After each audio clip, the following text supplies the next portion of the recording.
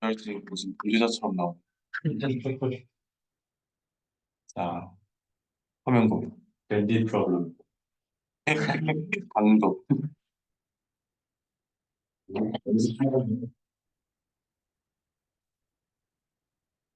포도 출연.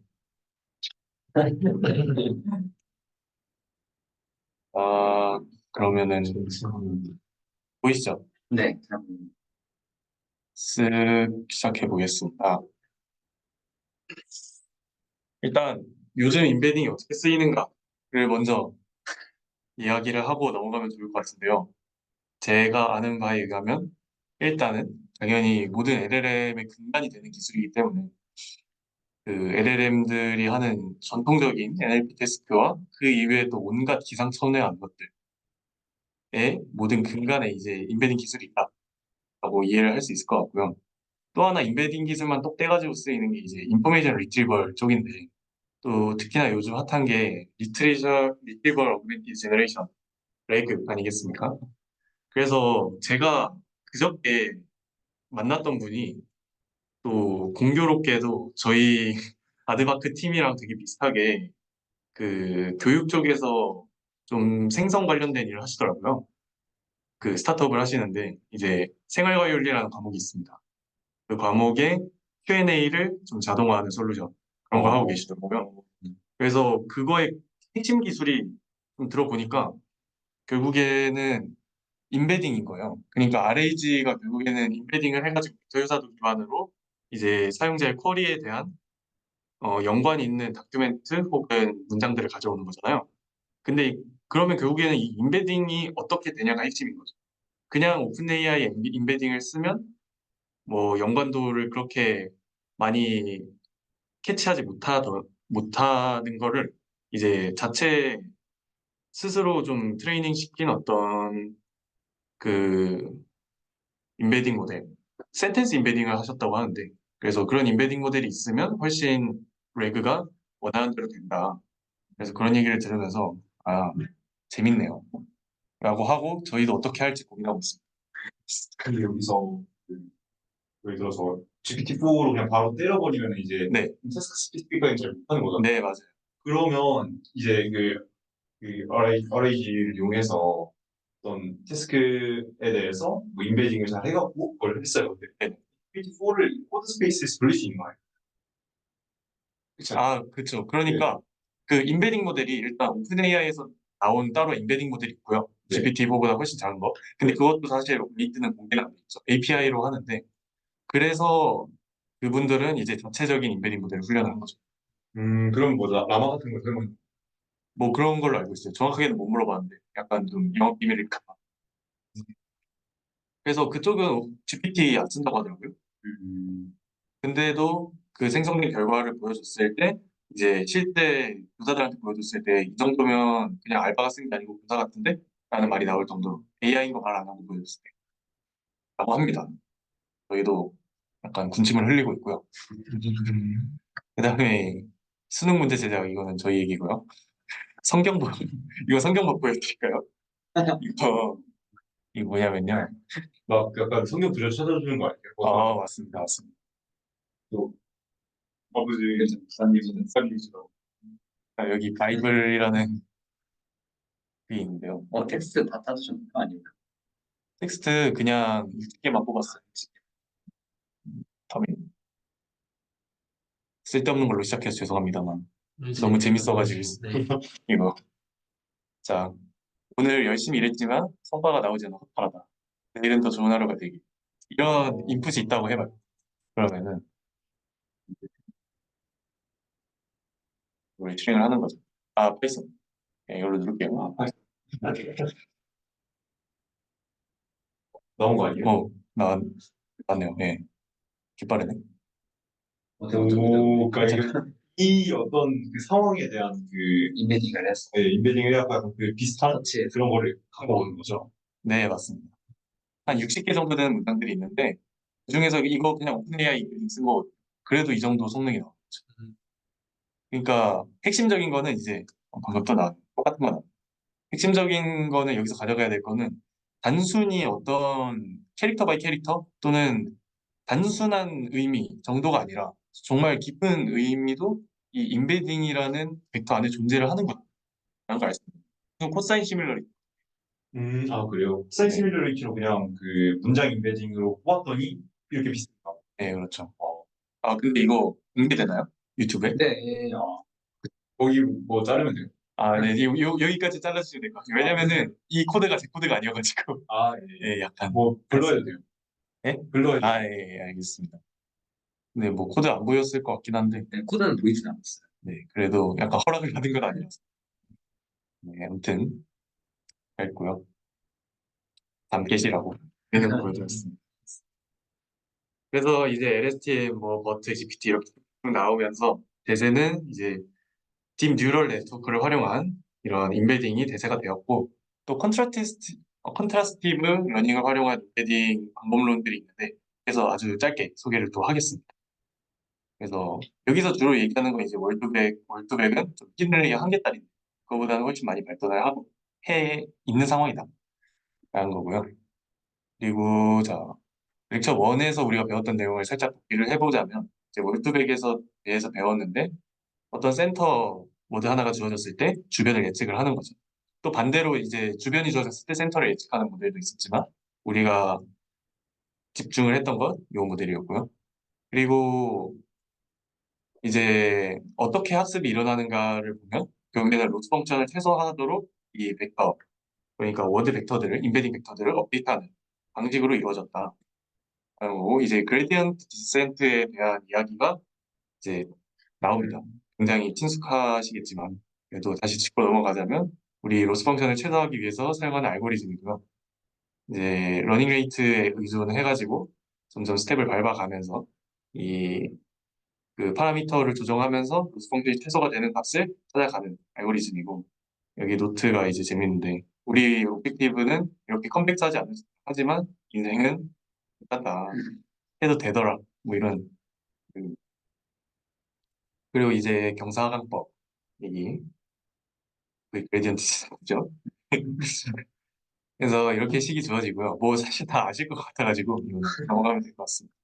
근데 이제 그레디언트 디센트의 문제가 이제 손질 함수를 제대로 업데이트하기 위해서는 이 폭스에 들어있는 모든 월드 벡터 그러니까 모든 윈도우에 대해서 각각 그레디언트를 계산해야만 이 모든 그러니까 이론적으로 완벽한 그레디언트 디센트가 되는 건데 이 파라미터가 너무 많은 거죠. 파라미터가 너무 많다 보니까 실제로 그렇게 모든 윈도우, 모든 월드 인베딩에 대해서 업데이트를 하려면 시간이 너무 많이 걸린다. 그래서 나온 게 이제 SGD죠. 이런 윈도우 몇 개 배치라고 하는 미니 배치 또는 하나만 뽑아가지고 똠똠다리로 좀 업데이트를 해보면 어떨까 하는 아이디어였고 실제로 해봤을 때 그레디언트 벡터가 훨씬 스파스해졌다. 0이 많아졌다. 그래서 계산이 빨라졌다는 게 핵심이. 그러면서도 실제로 학습은 계속 일어났다라는 거고요. 그리고 여기서 이제 매닝 교수님이 제시를 하는 두 가지 방법론이 이제 카운트 베이스드랑 디렉트 프레딕션이라고 언급을 하셨는데 우리가 방금까지 봤던 이런 스킵그램 또는 이 뉴럴 네트워크를 활용한 접근 방식은 디렉트 프레딕션이라고 분류를 하셨고 이제 카운트 베이스드는 우리가 1강에서 잠깐 봤었던 그 코어커런스 매트릭스 기억나시죠? 요거를 이제 카운트 베이스드 모델이다라고 좀 분류를 하셨는데 두 가지가 장단점이 있다라고 말을 하셨어요. 해서 이제 카운트 베이스드 같은 경우는 트레이닝이 훨씬 빠르고 또 efficient usage of statics라고 하셨는데 이게 그 누가 질문을 해가지고 맞아요. 유튜브에서 들어봤는데 그렇게 저는 설득은 안 됐거든요. 저도 솔직히 그쵸? 네. 뭐라고 했냐면은 정확한 워딩 기억나시나요? 어린 기억이 안 나는데 그게 약간 다 쓰니까 이게 좀 예, 예. 그러니까 한 방에 한 방에 업데이트를 하니까 커런커런스 매트릭스를 쓰면은 한 방에 업데이트 할 수 있기 때문에 SGD 이런 게 아니라서 그래서 뭔가 좀 더 통계적으로 엄밀하다 뭐 그런 얘기를 했던 것 같긴 한데 효과적이다? 네, 저는 좀 설득이 안 됐고요. 솔직히 그냥 리스닝이 안 된 걸 수도 있어요. 그렇지만 제가 사실 네, 리스닝이 안 된다 해갖고 네네네. 나오면 여쭤볼래요. 네, 네, 저도 이게 다 같이 리스닝이 안 돼. 아, 죄송합니다. 테크닉을 좀 열심히 해보려고 했는데 이게 잘 이해가 안 됐어요. 그리고 이제 디렉트 프레딕션 같은 경우는 반대로 이제 코어 사이즈가 늘어나면 늘어날수록 굉장히 그 컴퓨테이션이 많아지고 이제 그럼에도 불구하고 더 깊은 의미를 담을 수 있다는 게 장점인 거죠.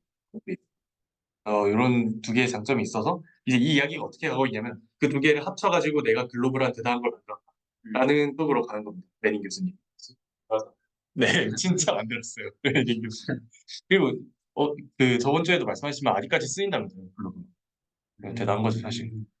그래서 이제 코어 커런트스 벡터라는 개념을 좀 얘기를 하시는데 이제 레이턴트 시멘틱 애널리시스가 뭐냐면 그냥 그 단어 단위 그러니까 윈도우를 늘리는 것에 관한 얘기인데요. 윈도우를 점점점 늘려가지고 이제 풀 다큐멘트 그냥 다큐멘트 크기 정도의 윈도우로 만들어버리면 이 문서 하나에서 일어나는 그 단어들의 의미 연결관계를 이제 트레이닝을 통해서 담을 수 있다라는 거죠.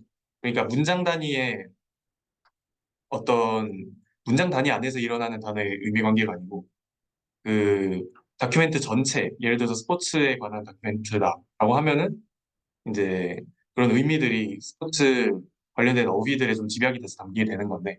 약간 좀 영어가 중요할 것 같다는 네네네. 영어 대명사 되게 많이 써요. 그렇죠. 그러면 한 문장 안에서 어떤 컨텍스트를 반영하지 못하고 대명사 혼자서 그냥 있어갖고 얘는 대명사랑 관계가 있고 대명사는 또 얘랑 관계가 있고 그래갖고 약간 좀 연관이 안 지어지는 그런 일이 좀 있을 것 같다는 거죠. 좋은 접근이신 것 같아요. 그러니까 저희가 만약에 진짜 워드 임베딩을 해야 된다, 또는 센텐스 임베딩을 해야 된다라고 하면 그런 컨텍스트 윈도우를 더 늘려가지고 아예 지문 단위로 하는 게 좋을 것 같아요. 근데 약간 장단이 있겠죠. 네. 네, 그래서 모르겠어요. 실제로 어떤 식으로 훈련을 하는지는 저도 못 봤기 때문에 공부를 해봐야 되는데요. 아무튼 돌아와서 문제가 있죠, 이것도. 네, 스팔스하긴 하지만 이제 이게 벡터가 원합 벡터는 아니죠. 원합 벡터는 아니고 이제 그 빈도수를 그냥 단순히 더하기 하다 보니까 그 문장 전체에 등장하는 아니지. 그냥 코퍼스 전체에 있는 그 월드 수가 그냥 이 차원이 돼버리는 거죠. 그러니까 차원이 너무 말도 안 되게 크다. 그래서 이거를 해결하기 위해서 두 가지 방법을 제시를 한 게 첫 번째는 SVD 해가지고 이제 차원을 줄이는 거죠. 그리고 스케일링 같은 경우는 빈도수가 너무 높으면 자르는 거예요. 예를 들어서 그 방금 선생님이 말씀하신 것처럼 더 히 해즈 같은 경우는 특히나 또 많이 등장하는 단어인데요. 이런 영어에서 굉장히 많이 등장하는 단어들이 있다 보니까 이 경우에는 신텍스가 너무 많은 임팩트를 가진다. 그러니까 단어 이거 내가 무슨 생각하면서 썼더라? 죄송합니다. 이게 그 그러니까 문장 안에서 의미 관계보다 그 문법적 관계에 더 많은 영향을 받는 그 임베딩. 그렇기 때문에 이거를 좀 더 해결하기 위해서 이제 천장을 만드는 거죠. 예를 들어서 1000개가 나왔다고 해도 천장을 100으로 잡아놓고 프리퀀시는 무조건 100 이하로 이런 식으로 잘라버리는 거. 그리고 이 개념이 이제 나중에 글로벌에 또 나옵니다. 그리고 이제 프리퀀시에 로그를 취하는 그런 방법도 있고. 그래서 이런 겁니다. 코어 커런스 벡터 이런 거고. 그래서 이런 방식으로 이제 학습을 해봤을 때 이제 저번에도 살짝 등장했던 것처럼 그러한 공통적인 특징들이 발견이 됩니다. 어떤 비슷한 값을 가진 벡터를 더했을 때 T는 T처가 되고 스임은 스위머가 되고 그런 관계가 나타나는 거고요. 이제 코어 커런스 프로버빌리티로 넘어가는데 이제 이게 글로브로 이행하는 데 있어서 좀 핵심적이었던 게 있어요. 그러니까 여기 보시면은 왼쪽에는 아이스랑 스팀이 있고 그다음에 위쪽에는 이제 솔리드, 가스, 워터 이런 식으로 그러니까 아이스나 스팀이랑 관계가 있을 만한 단어들이 이제 있는데요. 이게 결국에 빈도수를 기반으로 이제 프로버빌리티를 계산하는 거니까 예를 들어서 아이스 같은 경우는 솔리드랑 많이 나오고 가스랑은 좀 덜 나오겠죠. 이런 건데 여기서 중요한 거는 어, 어느 정도의 어, 잠깐만요. 저는 뒤에 가서 설명을 드리겠지만 아무튼 중요한 건 이거죠. 이 코어커런스의 레이시오가 결국에는 그 의미의 컴포넌트, 그러니까 요소들을 그 실제로 벡터로 인코딩을 할 수가 있다는 거죠. 이 네, 그런 거고. 약간 근데 지금 그 비율을 보는 게 되게 중요한 거 같아요. 네네네네. 또 비율 없이 보면 약간 그 스팀이랑 그 뭐야 워터가 크게 관계 있는 것 같습니다. 그런 느낌이 좀 들 것 같습니다. 아, 네네네네. 약간 그런 그거를 없애주는 스팀에 대해서 아이스랑 얼마나 비슷한가를 지금 보여주는 그런 연산인 것 같아요. 아, 네네네. 가스, 솔리드, 워터. 네, 그래갖고 이제 아이스랑 얼마나 비슷한가를 따질 때 첫 번째 이제 그 로우만 따지면 안 된다. 아이스랑 비슷한지를 따지려면 이제 반대에 대해서 그러니까 스팀에 대해서 따져야 된다. 약간 저는 그렇게 이해를. 음, 아, 그렇군요. 네. 이거 그 뭐지? 솔리드가 아이스에 더 가깝고 가스가 스팀에 더 가깝고 워터에 대해서는 두 개의 연관성 크게 얘기할 수가 없고 패션에 대해서도 두 개의 연관성 크게 얘기할 수 없다 이 얘기는. 아, 네. 저도 그렇게 봤던 것 같아요. 네. 이게 그 확률을 나누는 게 그 제가 들었던 수업 자료를 어떻게 기억이 안 나는데 그 확률 나누는 게 그 확률의 비유사도를 측정하는 방법 중에 하나가 있거든. 그 DKL인가? KL 다이버전스라고 아, K에 있는데 대해 풀베가 그쵸. 이거가 식이 약간 변형하면 비슷할 것 같긴 한데 모르겠어요. 계산해봐야 될 것 같은데 그냥 유사도를 찾은 것 같아요. 네, 그러니까 약간 왜 네. 나누냐인 거죠. 두 확률을. 사실 이거 빼면은 그냥 그 로그로 빼고 빼면은 그거잖아요. 그쵸, 그냥. 그쵸, 네네네. 그쵸. 이 그게 뒤에 나오는 식이 사실 네. 이거랑 연결이 되는 맞아, 것도 맞아. 알겠는데. 저게 KL 다이버전스 식이어가지고 아, 진짜요? KL 다이버전스가 두 확률이 분포가 같은지를 판단하는 이유인데 걔가 크면 클수록 뭐 작으면 작고 예. 이 네. 매닝 교수님 2014년 사진. 아, 결국 좋네요. 네. 10년 전. 그렇죠. 10년 전이네요. 근데 10년 만에 머리가 많이 벗겨졌어요. 어, 알지. 아무튼 핵심은 이건데요. 이거랑 연결을 짓기 위해서 이 테이프를 가져오신 거 맞는 것 같아요. 그러니까 미닝 컴포넌트를 분리를 할 수 있지 않을까라는 개념인데요. 이제 그 J가 주어졌을 때 I가 나타날 확률 로그를 씌운 것. 요거를 이제 각각의 워드 벡터가 추종하도록, 그러니까 워드 벡터의 이 닷 프로덕트가 이 로그 P I 바 J를 근사하도록 우리가 훈련을 시키면 벡터 디퍼런스가 의미를 가지게 만들 수 있다라는 개념인 거예요. 그래서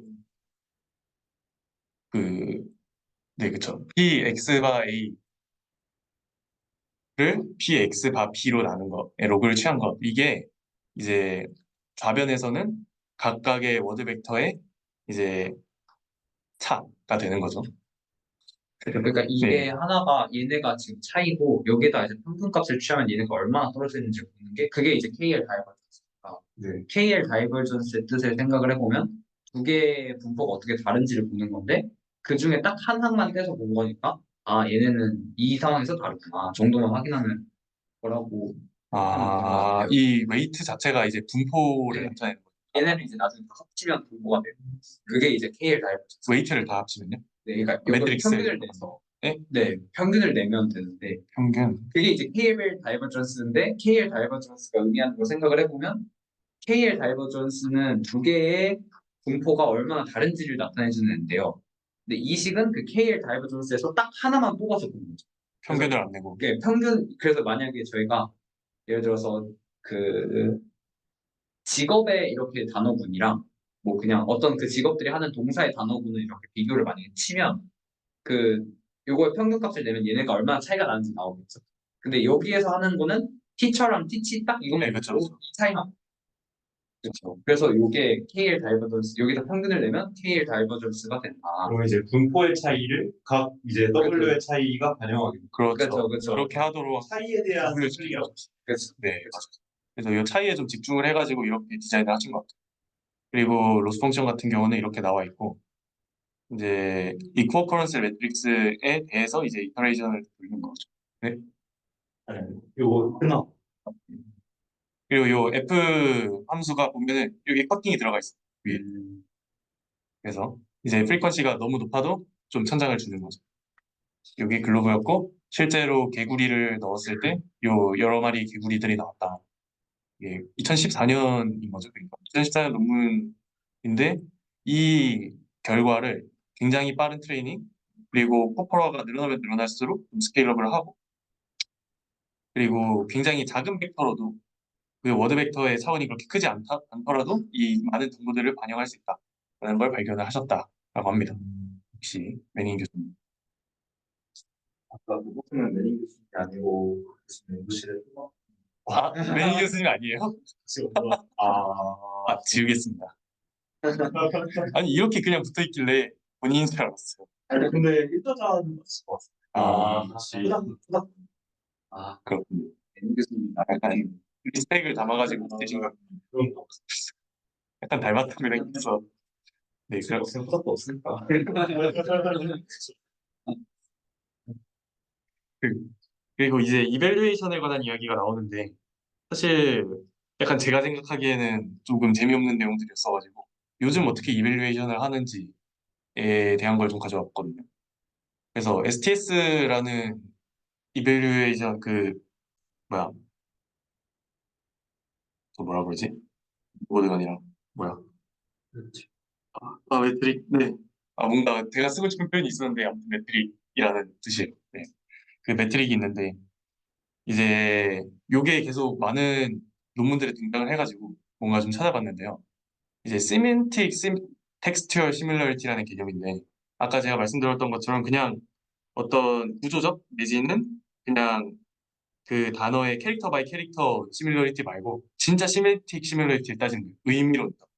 그래서 how are you랑 how old are you는 비슷하게 생겼지만 전혀 다른 의미를 가지고 있고 how old are you랑 what is your age는 완전 다르게 생겼지만 같은 의미를 가지고 있는 거죠.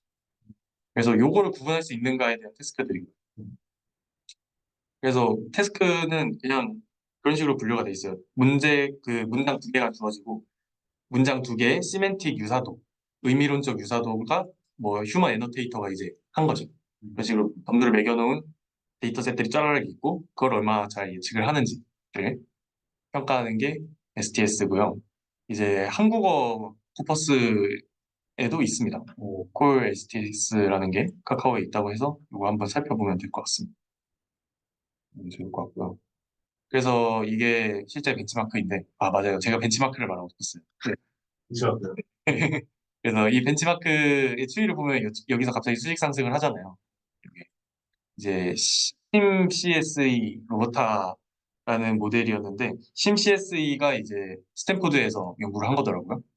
그래서 읽어봤는데, 솔직히 읽어보고 싶었는데 다 못 읽었습니다. 그래서 제일 중요해 보이는 내용만 가지고 왔어요. 이거는 언스퍼바이즈드랑 스퍼바이즈드 둘 다 어떤 데이터든 습득할 수 있는 그런 모델이라고 합니다. 그래서 저는 이게 되게 신기했어요. 이제 two dogs are running 이라는 문장이 첫 번째로 있고 그리고 두 번째 문장이 there are animals outdoors 라고 하면은 이제 둘이 논리적으로 이어질 확률이 높다라는 레이블인 거고 그 밑에 있는 거는 둘이 논리적으로 상충된다라는 레이블인 거고 이거 약간 지문 저희가 약간 하는 거랑 비슷해서 이거 리포트 한번 보여주실 수 있어요? 네네네 그 하고 있는 연구에서 말할 거. 진짜요? 링크 걸어드리겠습니다. 스팀 CSE라고 구글에 쳐도 나오고 이거 지민만. 그러니까요. 저희가 약간 이런 식으로 만들고 있어요. 손질 만들기요. 네.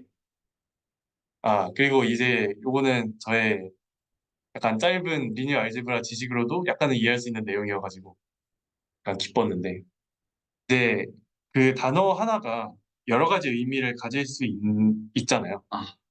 파이크 같은 경우는 뭐 예를 들어서 쇠 꼬챙이일 수도 있고, 뭐 찌르다라는 뜻일 수도 있고, 뭐 갑자기 튀는 거 이런 것도 파이크라고 하나? 뭐 그런 것 같아요. 저 이거 파이크가 뭐 무슨 뜻이 있냐고 이제 웨닝 교수님 물어봤을 때, 네. 아, 내가 영어를 모르는구나라는 생각밖에 안 들었거든요. 저도 사실 쇠꼬챙이 말고 기억이 나는 게 없어요.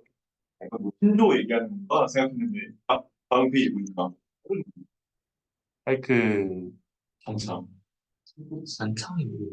짧은 창인 것 같아요. 그 롤에서 파이크가 창 들고 다니잖아요.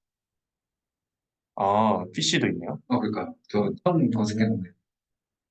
보기 나왔어요. 네. 제가 아는 파이크는 이런 거. 또 이런 걸 네. 아무튼 굉장히 많은 의미들이 있는 것 같은데, 이 의미들이 결국에는 하나의 벡터에 다 합쳐지는 거예요. 그러면 이거를 분류할 수도 있지 않을까? 벡터를 제 선형결합으로 보고 분류를 할 수 있는가에 대한 연구인데, 근데 실제로 타이라는 거는 이제 굉장히 많은 뜻이잖아요. 뭐 기기다일 수도 있고, 넥타이일 수도 있고, 뭐 매다 이런 걸 수도 있고.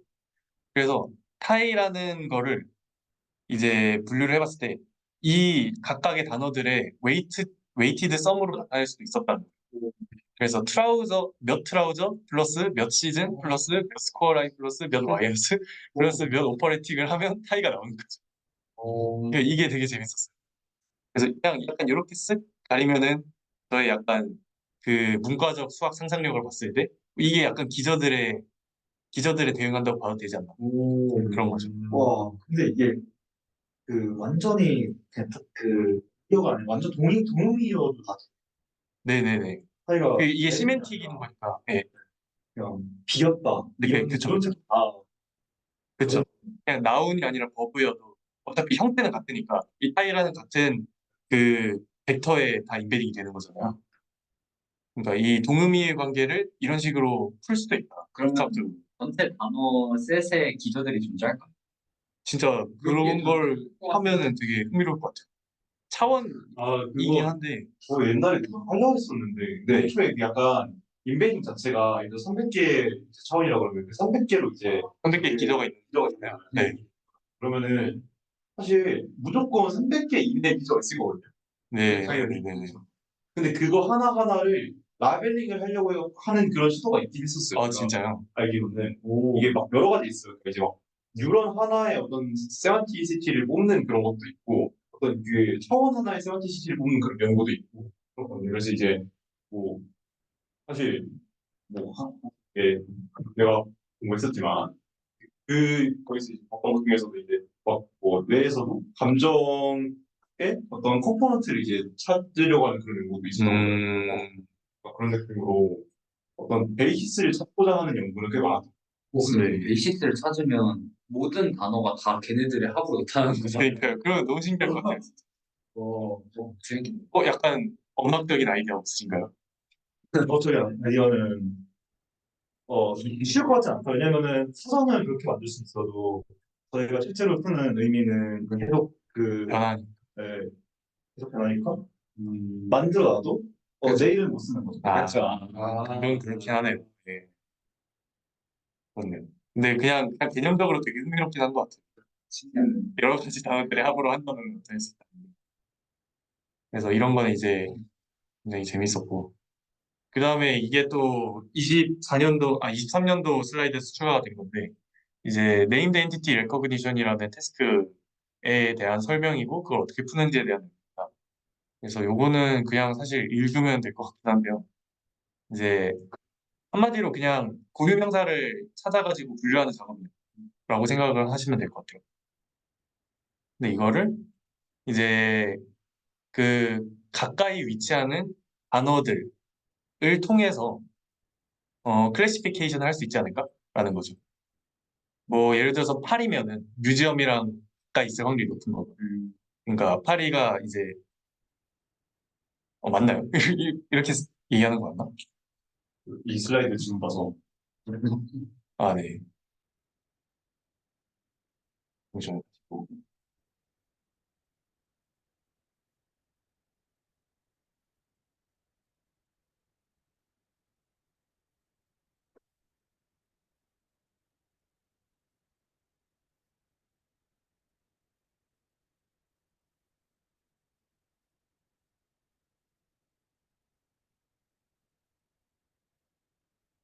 그러니까 제가 이해한 바에 따르면 이제 이것도 결국에 태깅인 건데 이제 로케이션일 수도 있고 데이트일 수도 있고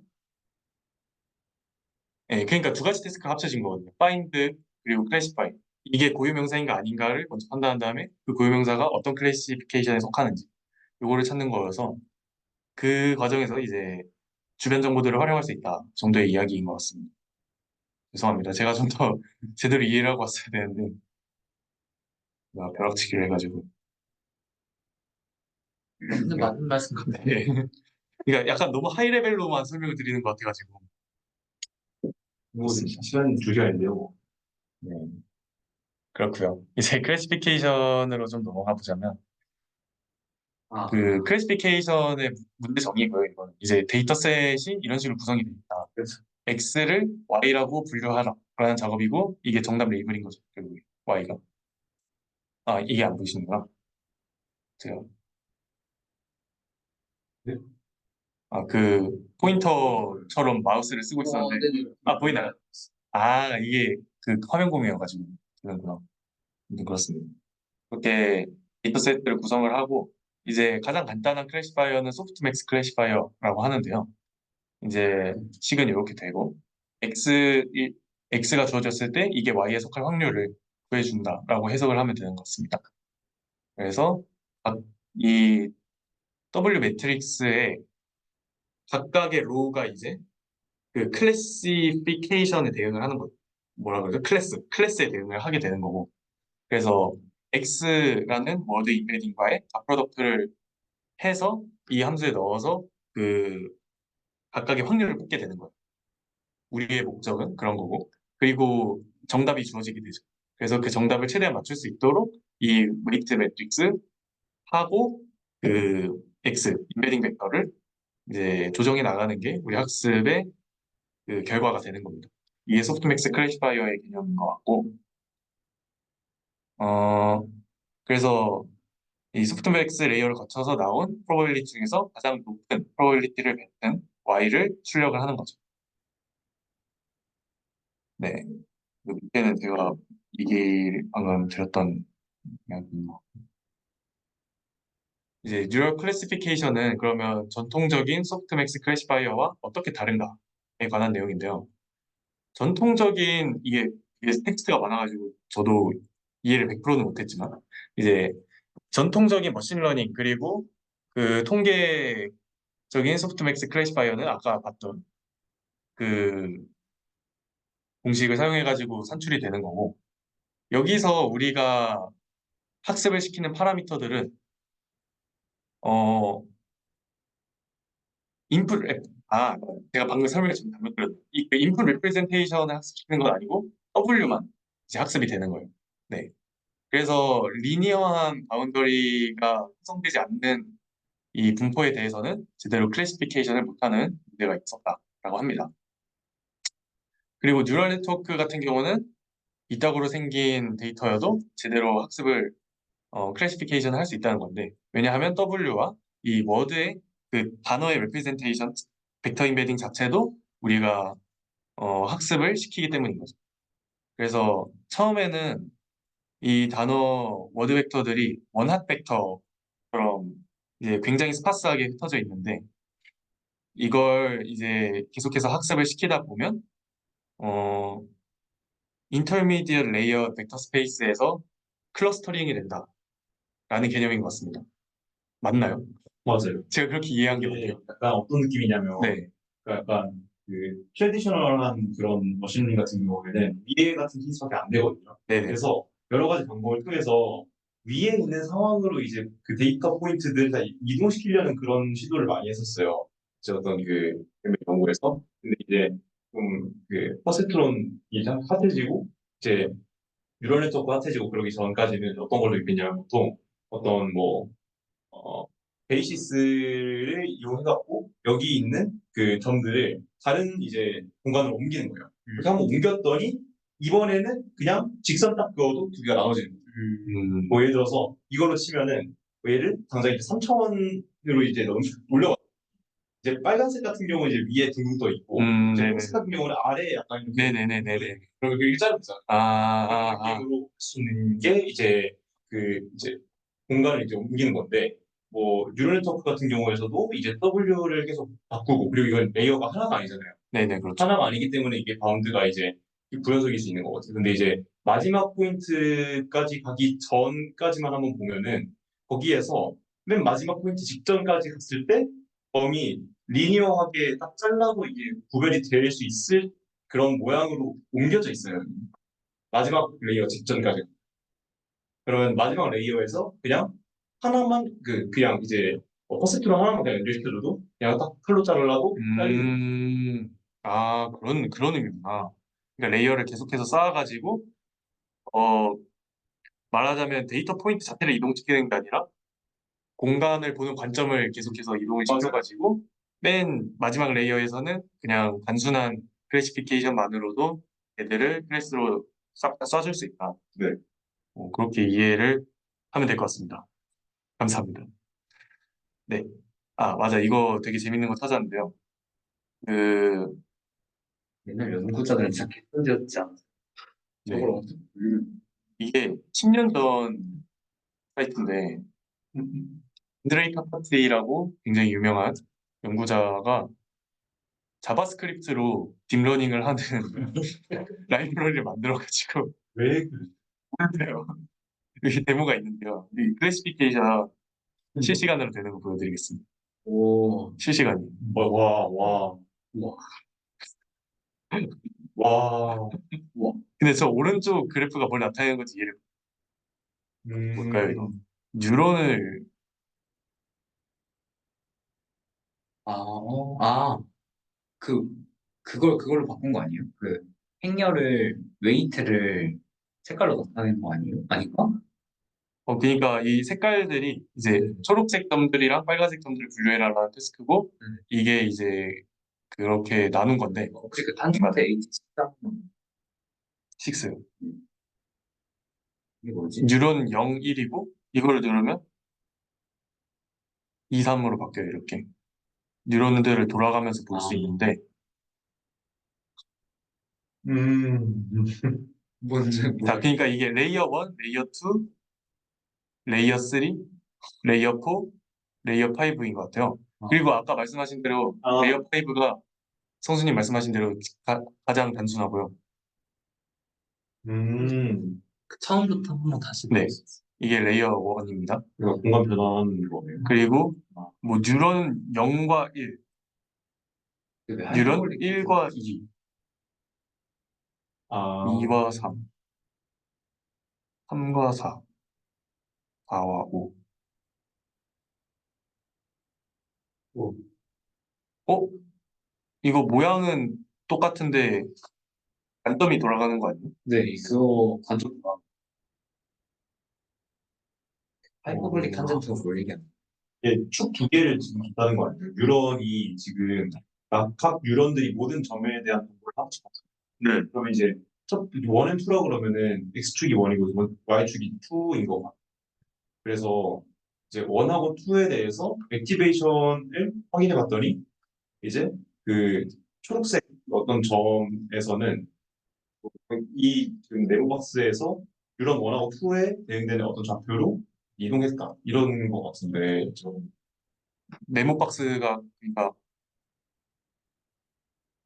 그러니까 약간 네, 이제 왼쪽에 있는 그 점들 네, 그럼 얘를 이제 만약에 리니어 트랜스포메이션을 시키면 뭐 어떻게 약간 비틀어지겠죠? 네네네, 그럼 이게 당연히 축이 두 개가 있을 거니까 그 네네네. 축이 뉴런 첫 번째 뉴런이랑 두 번째 뉴런이라고 보면 아, 그러면 걔를 그 리니어 트랜스포메이션을 그냥 돌렸다라고 음, 하는 연산인 것 같고 그리고 하이퍼볼 폴리트 쓰면은 얘가 리니어하지 않게 돌아가야 되고 그죠? 쌍곡 탄젠트는 기니 안 하게 돌아.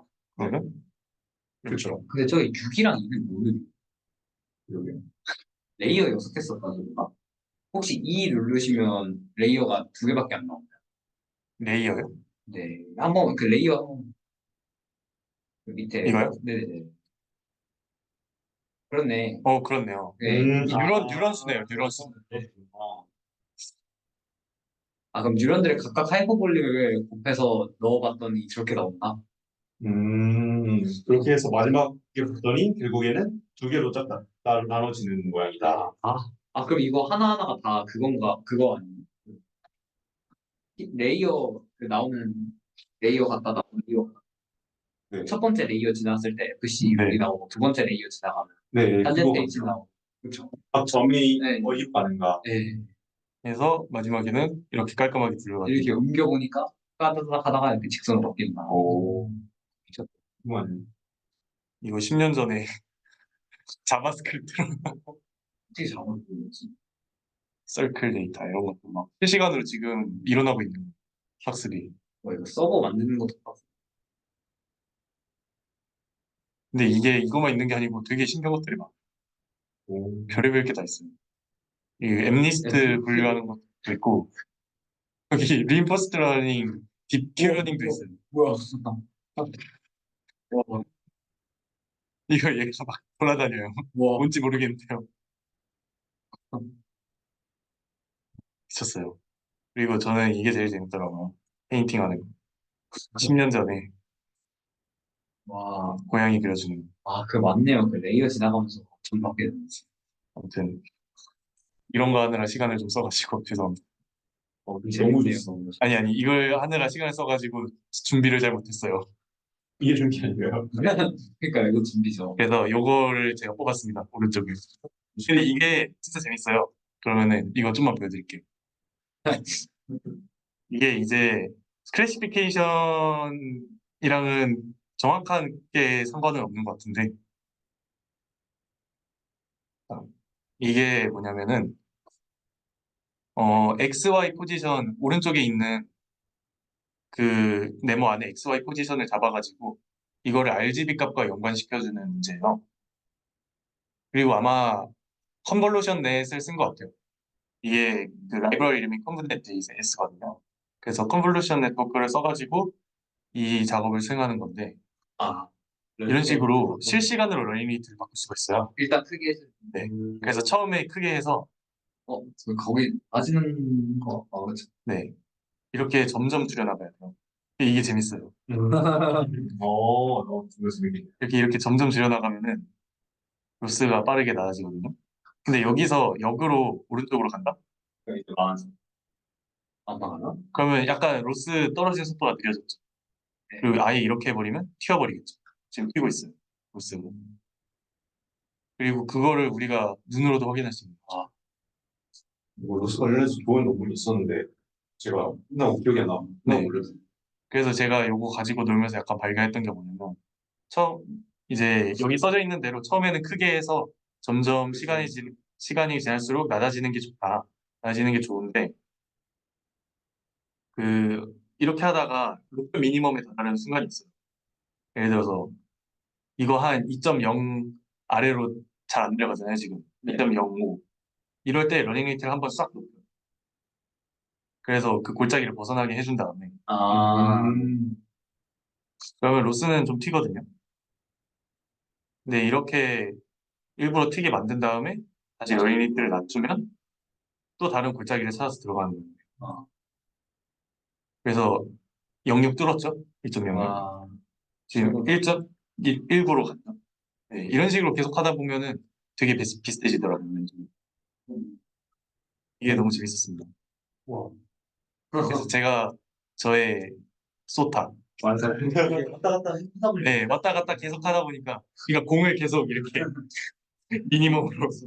네. 핸드메이드 옵틱.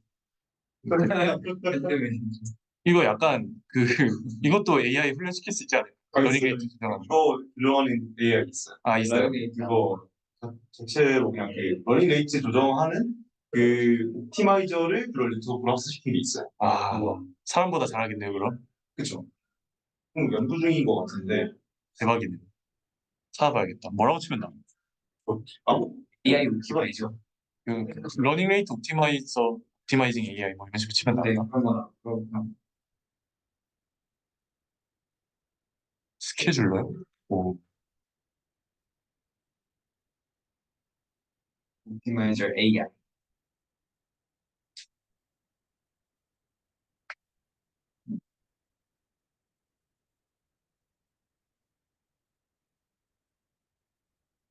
아무튼 계속 딴 길로 새고 있네요. 제가 좀 산만하기 때문에. 그래서 여기는 이제 크로스 엔트로피 로스에 관한 내용인데요. 죄송합니다만 못 읽었습니다. 저 제가 수업 듣는 게 요거예요. 설명해 주세요. 잘했다. 나이스. 저 심수기 듣는데 아, 심수기에서 나오는 내용이 제가 그 말했던 디케이들이 크로스 엔트로피를 사용해서 나온 게 디케이 이 크로스 엔트로피가 무슨 말이냐면요. 그러니까 P와 Q의 확률 분포가 얼마나 떨어지느냐를 잘 설명해 주는데요. 제가 화면 공유를 할 수 있을까요? 네. 잠시만요. 공유 좀. 잠시만요. 화면. 제가 저는 필기를 안 하기 때문에 생으로 보여드리겠습니다. 자료거든요. KL 다이버전스요. 그렇죠? 고양이랑. 네. 그러니까 여기 그러니까 뭐 교수님이 막 많이 얘기해 주신 건 아니고 여기를 했는데 제가 이쪽 파트를 이해를 잘 못해서 좀 혼자서 봤었었는데 여기 보시면 이 크로스 엔트로피라는 애가 뭐 이렇게 정의가 되는데요. 그리고 이 크로스 엔트로피 두 개의 차이가 그 이 K랑 L이 얼마나 떨어져 있는지를 봐주는 애거든요. 그러니까 여기 보시면 often used as a distance between P and Q design. 그러니까 이게 뭐더라? 이걸 제가 잠시만요. 제가 검색해서 찾아본 게 있었는데 그것도 공유중지 공유중지 잠깐만 하고 제가 다시 검색해서 봐요. 이게 제가 크로스 엔트로피 그 DTL 다이버전스 그거 찾으면서 했었어요. 네. 이거 옵티마이저를 그거 하는 건데. 스케줄러라고 치면.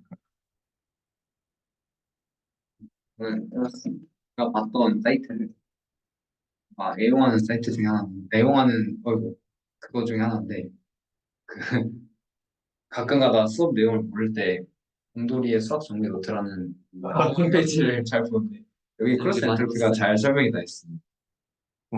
네. 공유해주고. 그래서 여기 지금 보시면 깡놀돌이에요, 깡놀. 예측과 달라서 생기는 감들도. 그래가지고 깜돌도 좋은 표현인 것 같아요. 맞아요.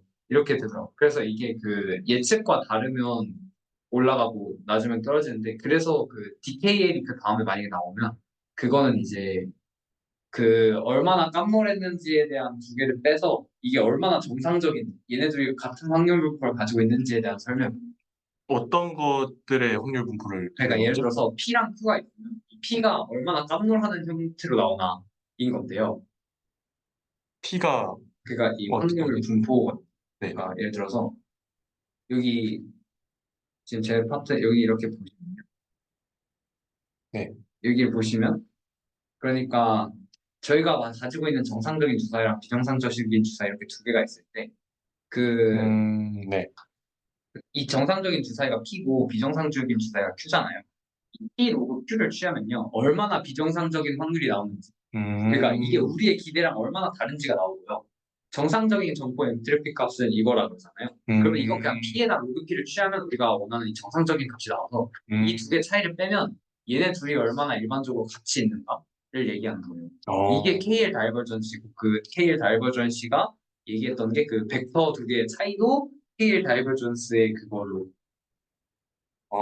그러니까 그 분포의 차이를 본다는 그런 말씀. 이 말. 네. 그렇습니다. 오, 네. 좋은 설명 감사드립니다.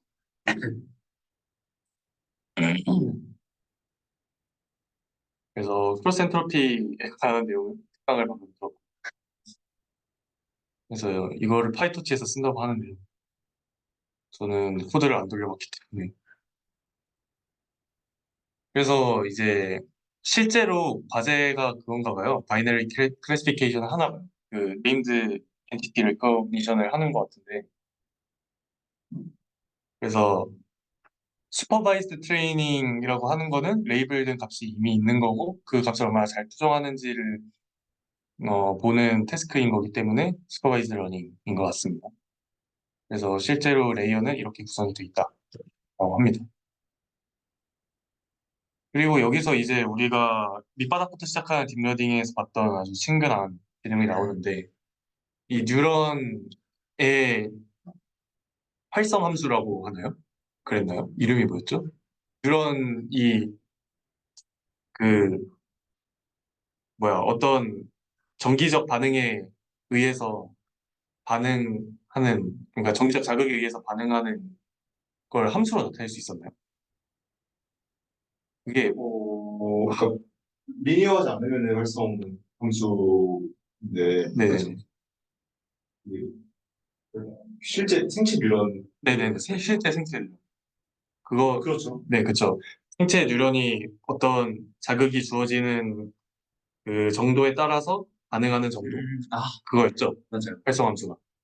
네, 약간 스파이크 뉴럴 스파이크 네, 그런 것 같습니다. 그래서 그거가 이제 이런 로지스틱한 펑션으로 잘 추정이 된다. 그렇죠. 그래서 사실상 바이너리 로지스틱 리그레션은 인간의 뉴런의 행동이랑 비슷하다라는 이제 이야기를 하시고요. 그리고 여기에 바이어스도 나오죠. 이것도 그 뇌과학에서 유래된 거 아닌가요? 개념이 원래? 처음에는 그렇다고 네. 알고 있어요. 그랬던 걸로 그래서 기억을. 히스토리 얘기 나왔을 때는 저거를 이제 뉴런에서 아이디어를 얻어낸다라고 했으면 컨셉트도 실제로 지금 봤을 때 얼마나 닮았는가라고 하면 네. 별로 안 닮긴 했죠. 저게 액티베이션 펑션 자체가. 근데 그 시그모이드가 잘 된다고 하는 게 그냥 온오프 개념이라서 이해를 시그모이드요. 시그모이드가 사실 막 잘 수정을 한다는 게 뭐예요? 그러니까 액티베이션 펑션. 네, 잘 수정을 네. 그 액티베이션 펑션을 이 시그모이드로 넣었을 때 네. 이거는 여기 이 강의에서 나온 얘기는 아니긴 한데 제가 예전에 딥러닝 그 밑바닥부터 시작하는 딥러닝을 이해했던 바에 따르면 이제 액티베이션 펑션을 인간 뉴런과 비슷하게 실제 컨셉트론에서도 이렇게 시그모이드 또는 렐루 형식으로 줬을 때 우리가 학습을 잘하더라. 라는 그러니까 걸 그 발견했다. 이유가 온오프라서 그런 건가? 그왜잘 되는지 모르겠어요. 약간 그거는 어느 충리에서 얘기하냐에 따라서 너무 다를 것 같은데 기초적인 거면은 사실은 어 뭐라고 할까요? 뭐 미분이 잘 되니까 제일 나이가 설명이긴 하죠. 렐루 렐루가 더 잘 됐지 않았나요? 렐루가 시그모이드보다? 그쵸. 렐루가 렐루는 그 미분이 미분 불가능한. 네. 근데 이제 미분값은 그거잖아요. 그죠 정해져. 그쵸. 정해져 있으니까 그냥 0이나 1 뽑으면 되니까. 그쵸. 맞아요, 맞아요. 그래서 그랬던 거.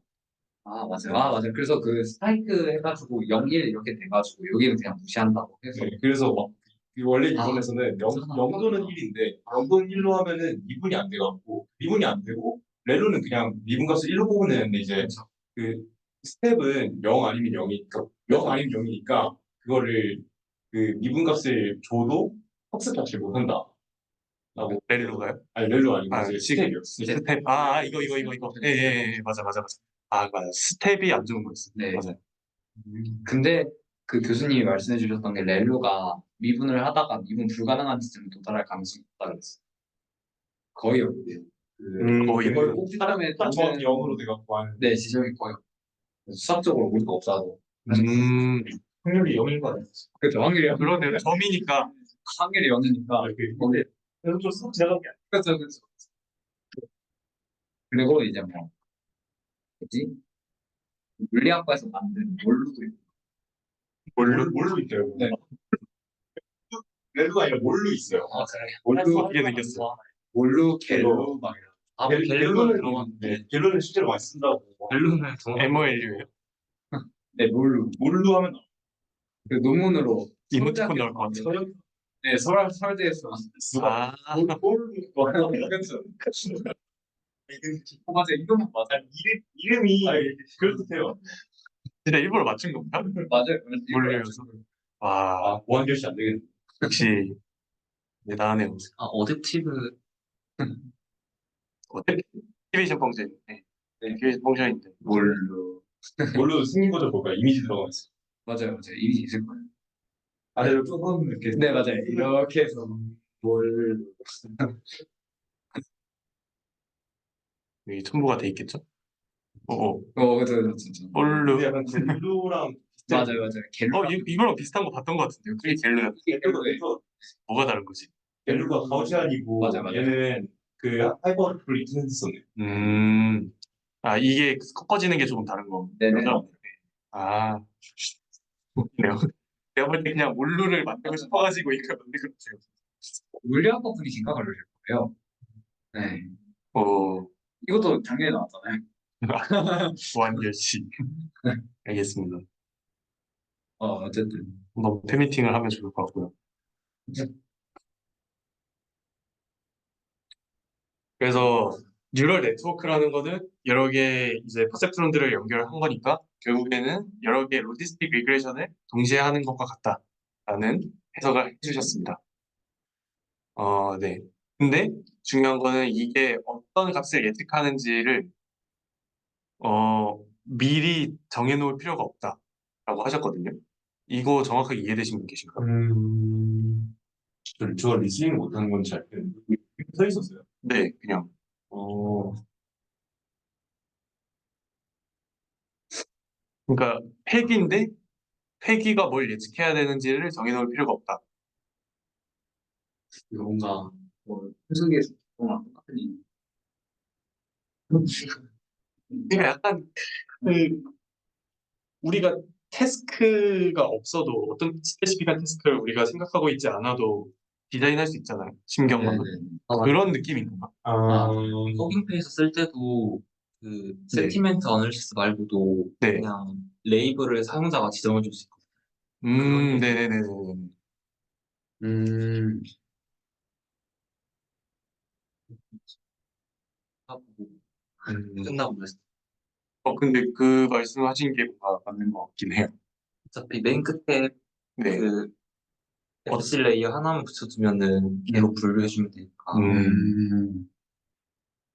그런 의미인 것 같습니다. 끝났네요. 네. 그래서 이렇게 아주 해봤습니다. 죄송합니다. 제가 바빠서가지고.